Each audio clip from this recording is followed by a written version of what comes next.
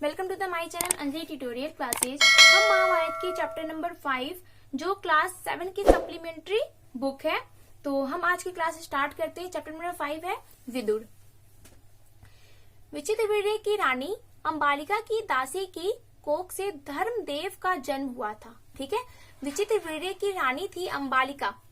विचित्रवीर्य की रानी दो थी, अंबिका और अंबालिका। ठीक है, तो ये अंबालिका की दासी जो थी, ठीक है, अंबालिका की दासी थी, तो उनके कोख से धर्मदेव का जन्म हुआ था। ठीक है, धर्मदेव का जन्म हुआ था अंबालिका की दासी की कोख से।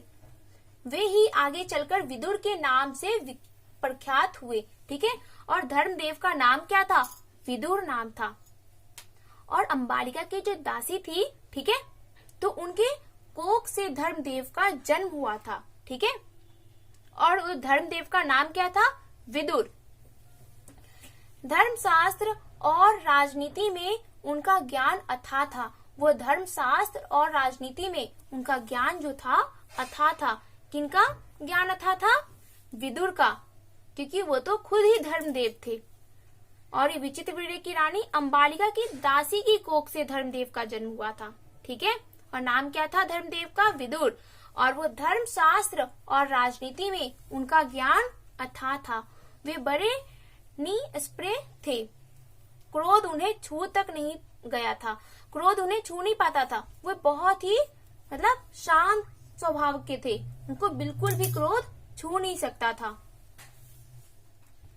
युवावस्था में ही पितामह भीष्म ने उनके विवेक तथा ज्ञान से प्रभावित होकर उन्हें राजा धृतराष्ट्र का प्रधानमंत्री नियुक्त कर दिया था।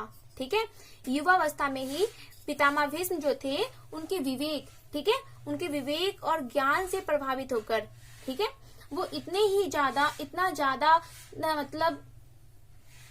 धर्मशास्त्र और राजनीति में क्या थे? उनका ज्ञान ही बहुत ही ज्यादा अथाह था।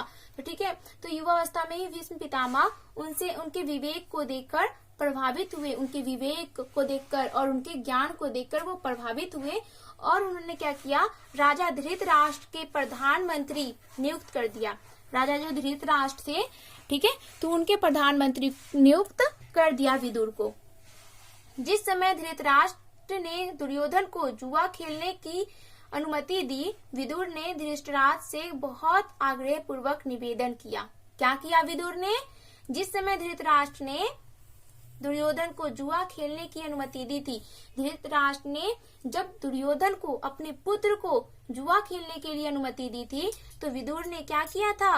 विदुर ने धृतराष्ट्र से बहुत ही ज्यादा आग्रह पूर्वक निवेदन किया था। उन्होंने क्या कहा था कि राजन, मुझे आपका ये काम ठीक नहीं जचता।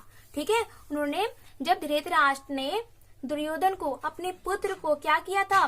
उन्होंने जुआ खेलने का अनुमति दी थी धृतराष्ट्र ने, तो उस टाइम विदुर ने बहुत ही ज्यादा आग्रह किया था, आग्रह पूर्वक निवेदन किया था, प्रार्थना की थी विदुर ने धृतराष्ट्र के सामने कि राजन, मुझे आपका ये काम ठीक नहीं जचता।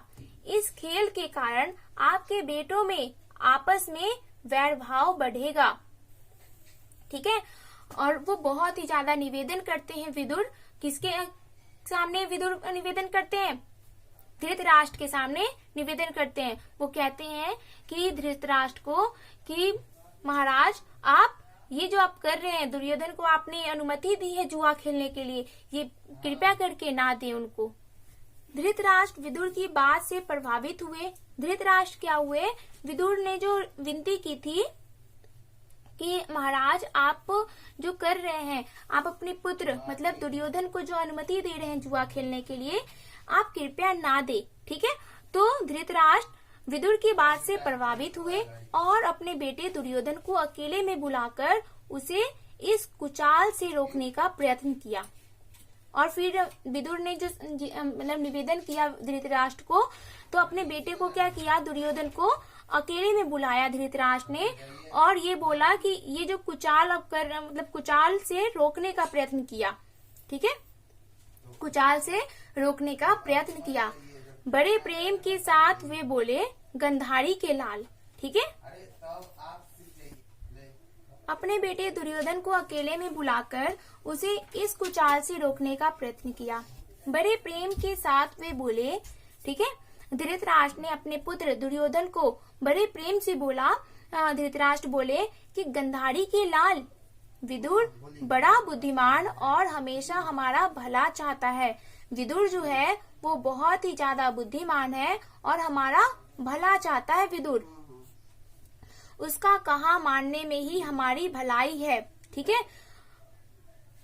क्या बोला धृतराष्ट्र ने अपने बेटे दुर्योधन को? क्या बोला? अपने पुत्र दुर्योधन को क्या बोला कि विदुर क्या है, बहुत ही ज्यादा बुद्धिमान है और वो हमारा भला ही चाहता है। ठीक है, उसका कहा मानने में ही हमारी भलाई है।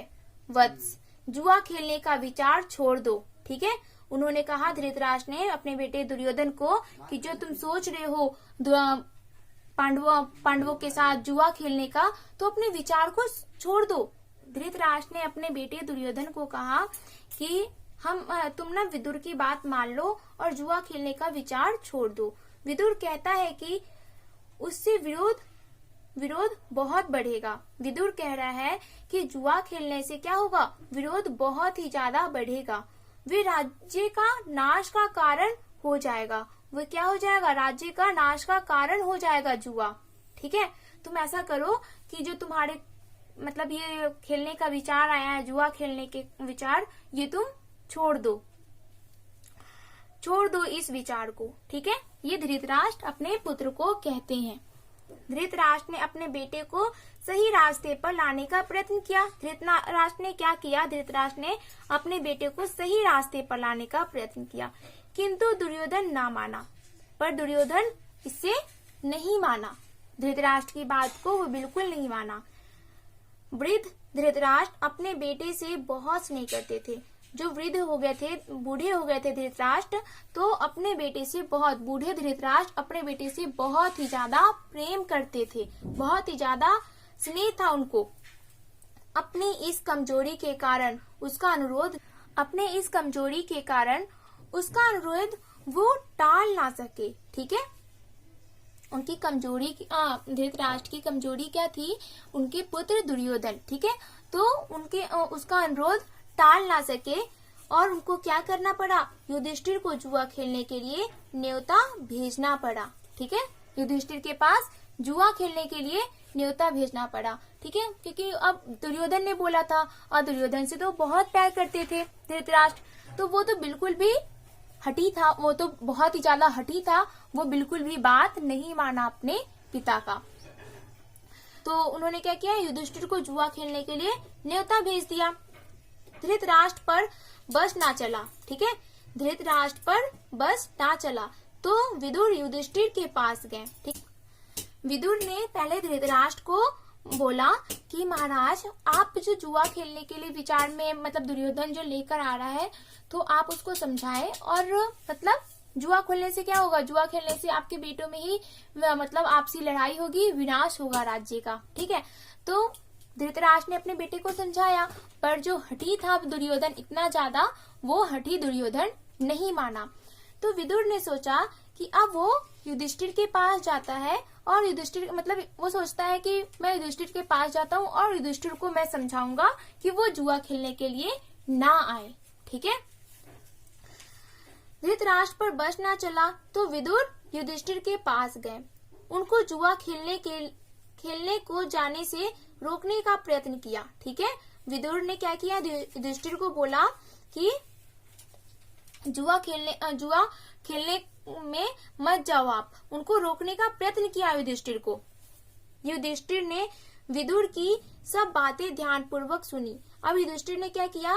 विदुर ने जो जो बातें बोली तो बोला उन्होंने, तो उसके विदुर की सारी बातें युधिष्ठिर ने ध्यान पूर्वक सुना। ठीक है, बड़े आदर के साथ बोले, चाचा जी मैं ये सब मानता हूँ। ठीक है, युधिष्ठिर ने बोला कि चाचा जी मैं ये सब कुछ मानता हूँ। ठीक है, कि मतलब जुआ खेलने से क्या होता है, मतलब आपस में हमारी लड़ाई होगी। ठीक है, और आपस में लड़ाई होगी और हमारा ही राज्य का विनाश होगा। मैं ये सब कुछ मानता हूँ।